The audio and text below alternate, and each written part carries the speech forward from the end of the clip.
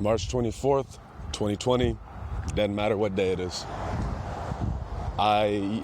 Yesterday I was hanging out with these musicians, and we're playing music, hanging out and whatnot, and their goals are to do music as their careers.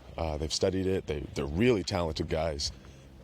Maybe I'll speak more on them later depending on how things go, but I was talking with them, and they just reminded me about consistency in this entertainment business, in the game. And I think I've come to a place where I think I've accepted that most people are inconsistent.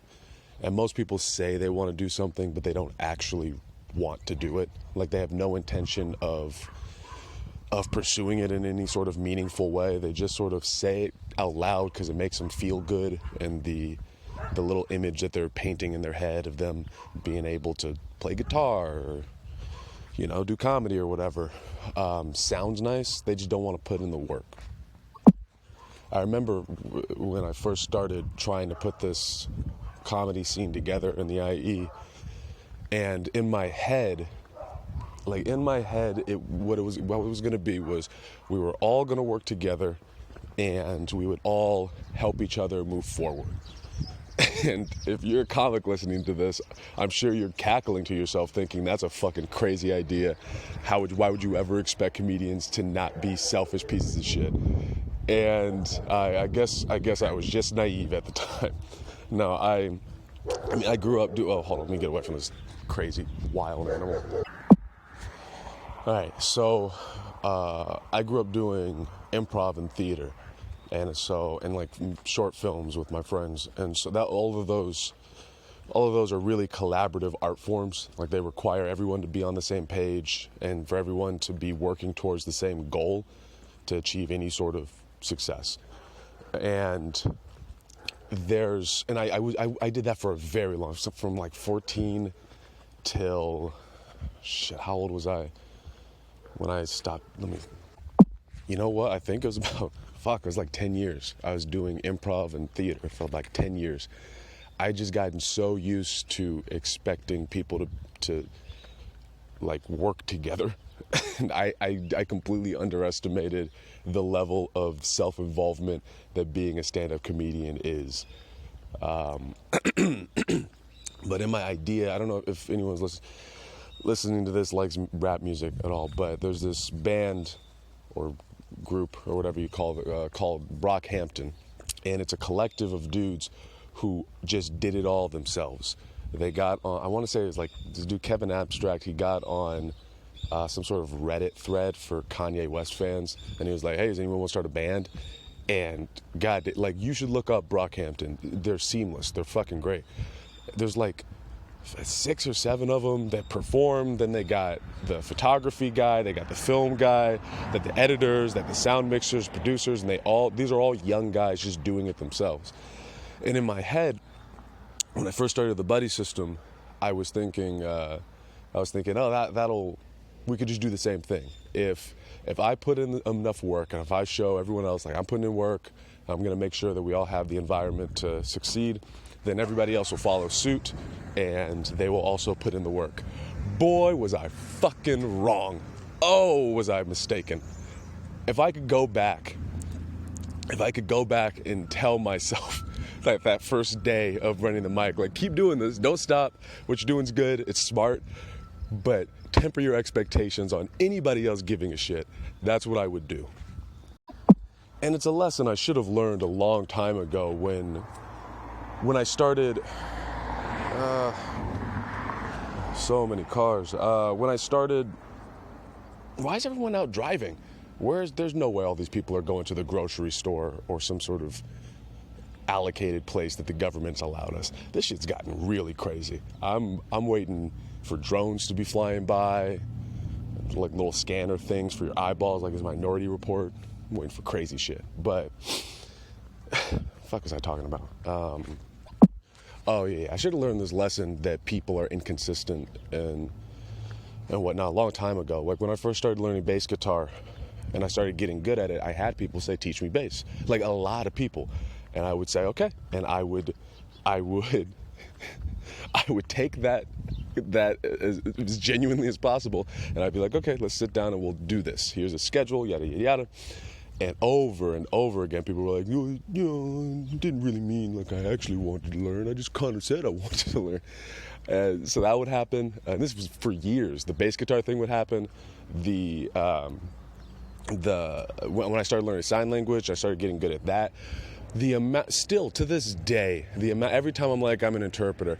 Oh, you're an interpreter. I know a little bit of sign language. And then they either flip me off or they start doing the alphabet very slowly. And then they say, I want to learn. I really want to learn.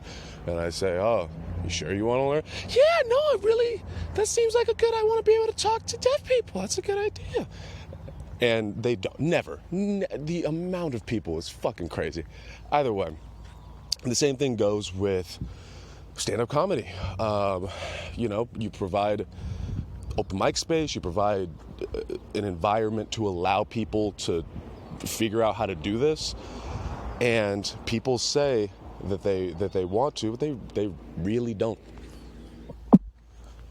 And I was ironically enough, I was watching Tom Segura's new special, Ball Hog, which is very good. It was really, really good. I liked it more than Bert Kreischer's. I'm going to have to re-listen to Bert's. But,